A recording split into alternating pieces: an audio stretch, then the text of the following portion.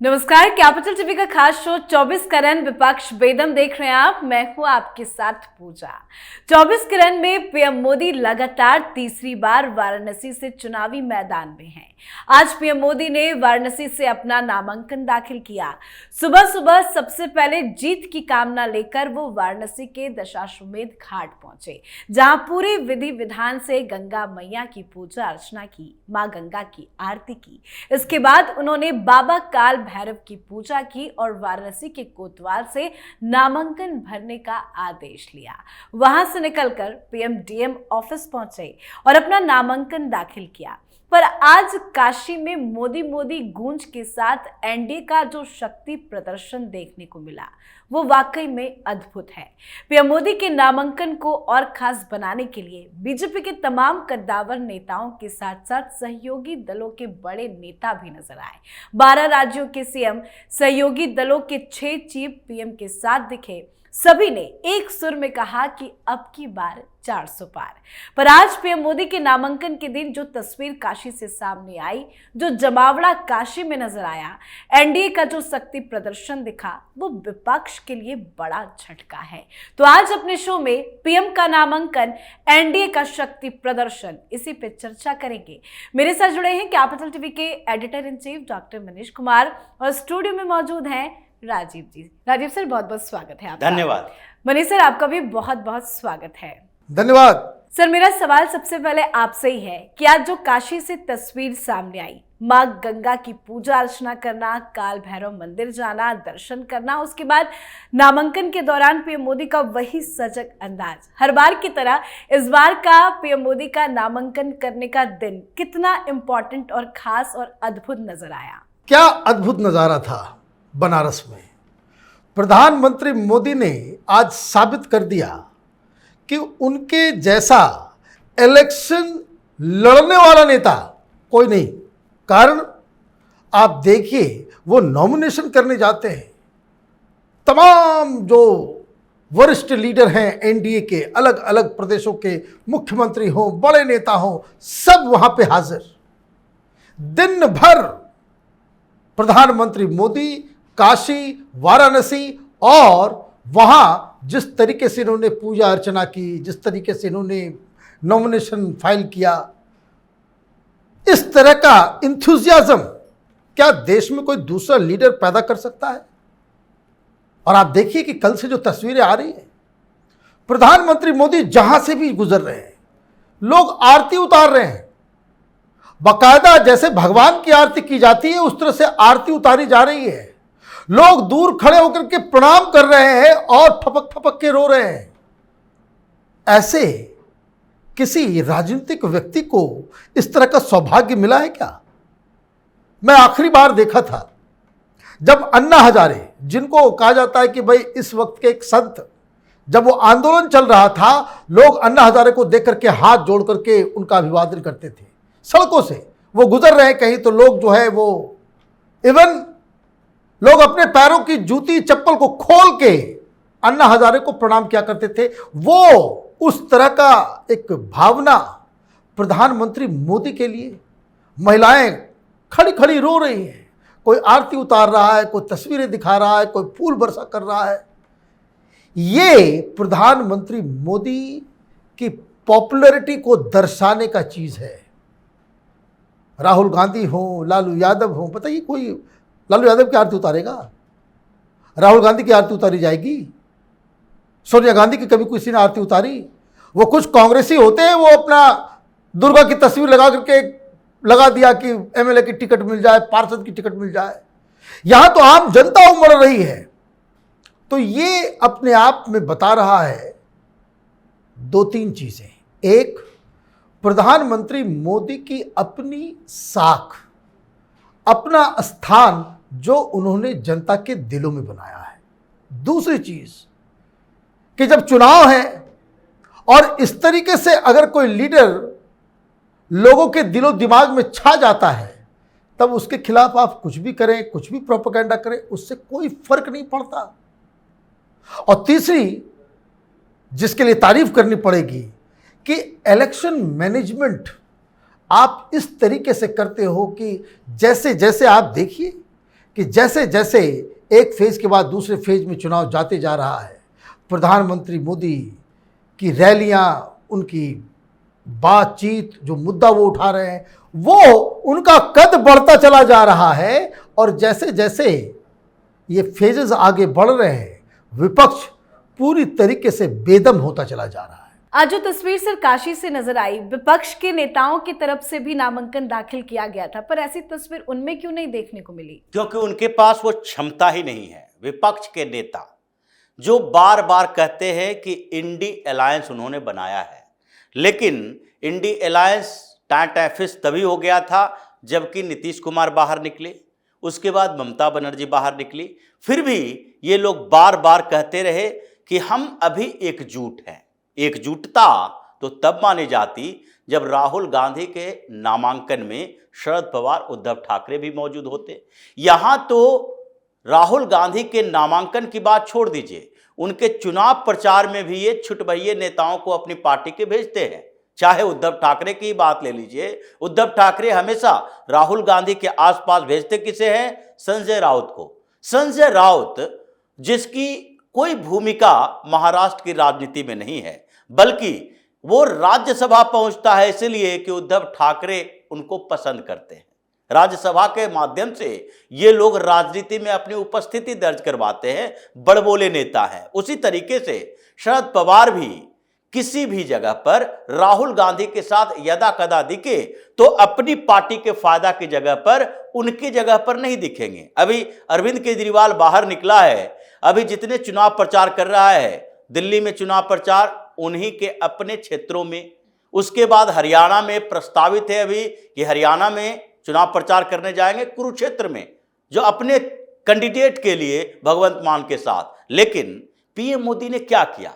PM Modi का जितना बिहार दौरा देख लीजिए, पहला बिहार दौरा जब चुनाव कैंपेन के लिए था तो वो जमुई में गए थे चिराग पासवान की पार्टी के लिए प्रचार करने के लिए। उसके साथ ही गया गए जीतन राम मांझी की पार्टी के प्रचार करने के लिए।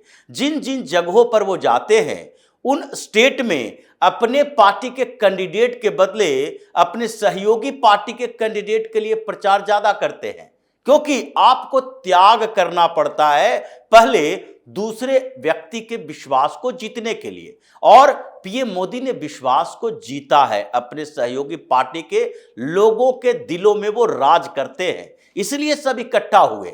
और विपक्ष के नेता जिनकी बात की जा रही है, इंडिया अलायंस की चर्चा हो रही है, और राहुल गांधी, अखिलेश यादव एक मंच पर बैठे हैं, मध्य प्रदेश में विधानसभा का चुनाव हो रहा है और राहुल गांधी, अखिलेश यादव एक दूसरे के खिलाफ बात कर रहे हैं। क्यों?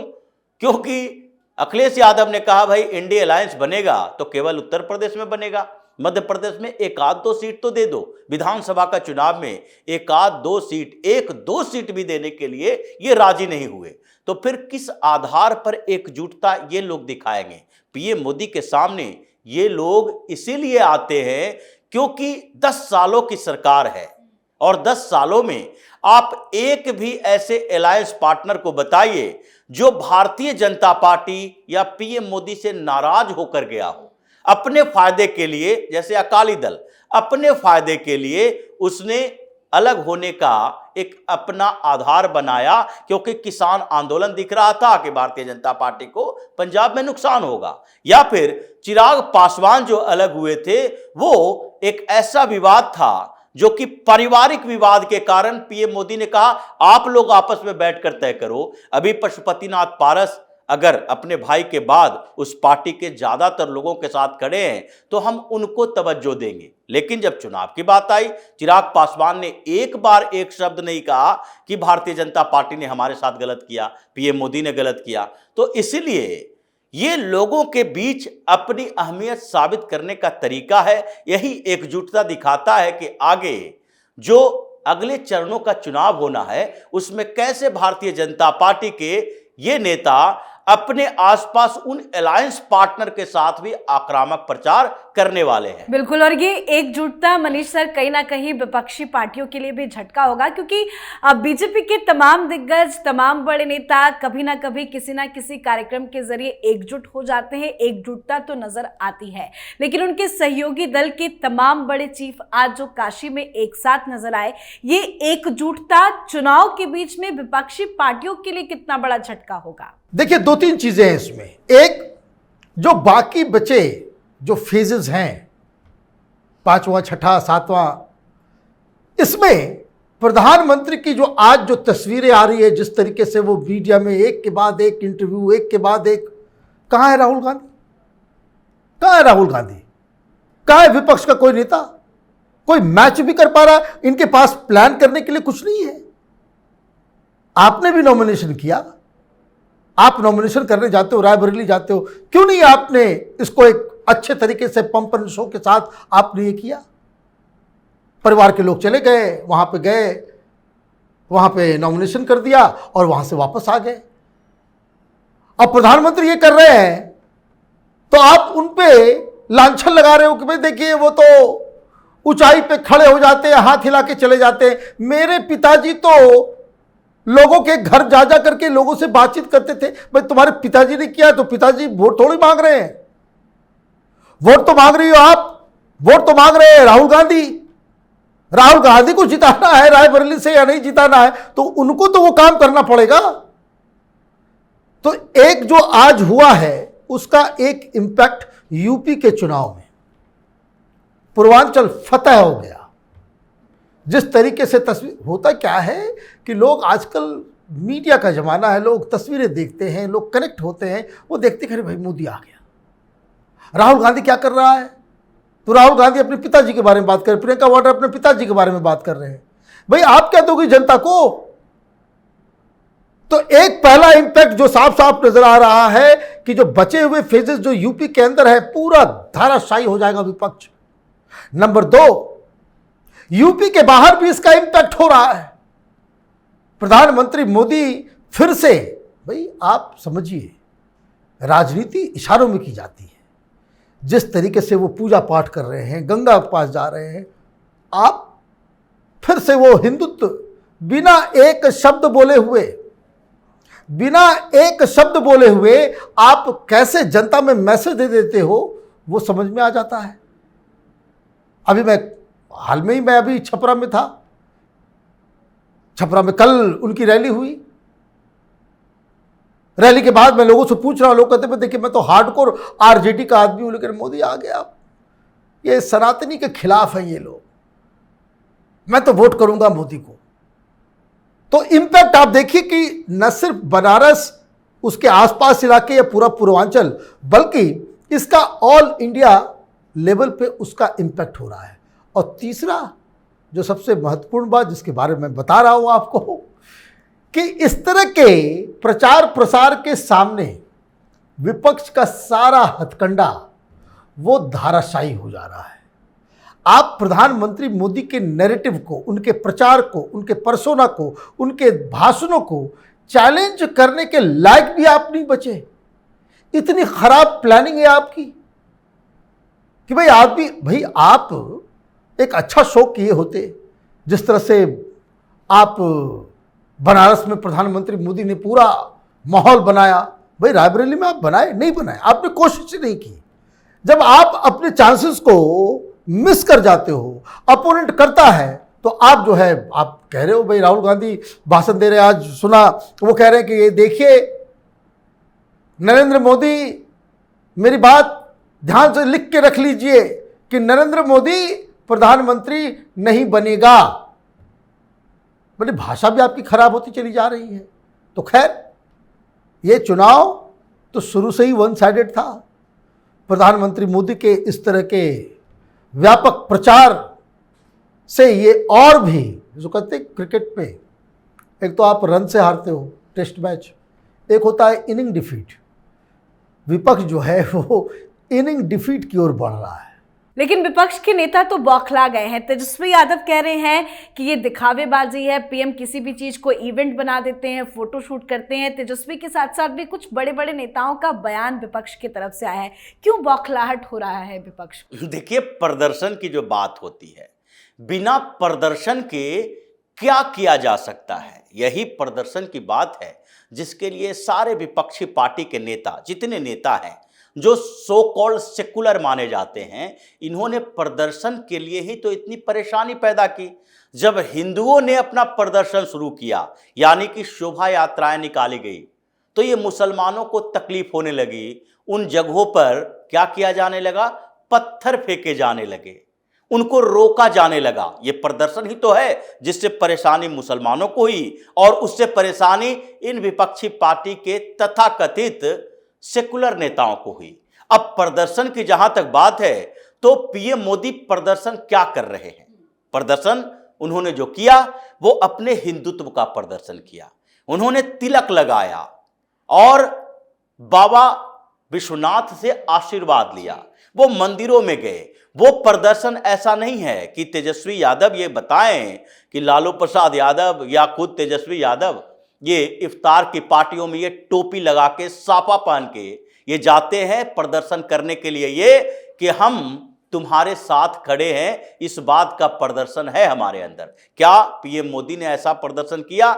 ये अपने अंदर की जो भी भावना है उसे बाहर निकालते हैं और उस बाहर निकले हुए भावनाओं के बारे में अगर लोगों को पता ना हो तो फिर कैसे ये छिपा के रखा जा सकता है कि आपके अंदर क्या है और बाहर क्या है? इसलिए प्रदर्शन तो चुनाव का तरीका है और चुनाव के दौरान अगर वो वहां से नामांकन कर रहे हैं तो इसको अगर किसी भी इवेंट बना रहे हैं, इसको कोई मौके को, तो ये तो उनकी स्पेशलिटी है, उनकी एक विशेषता है कि किसी भी मौके को वो इवेंट की तरह एंजॉय भी करते हैं और लोग उन्हें पसंद भी करते हैं। अगर इन लोगों के पास ये क्षमता नहीं है तो इसके लिए चिढ़ने या कुढ़ने की जरूरत नहीं है, बल्कि आप एक्सेप्ट करो कि पीएम मोदी के पास ये क्षमता है। हम लोग अपने अंदर अगर ये क्षमता लाए तो फिर हमारा आगे का भविष्य में जो चुनाव होंगे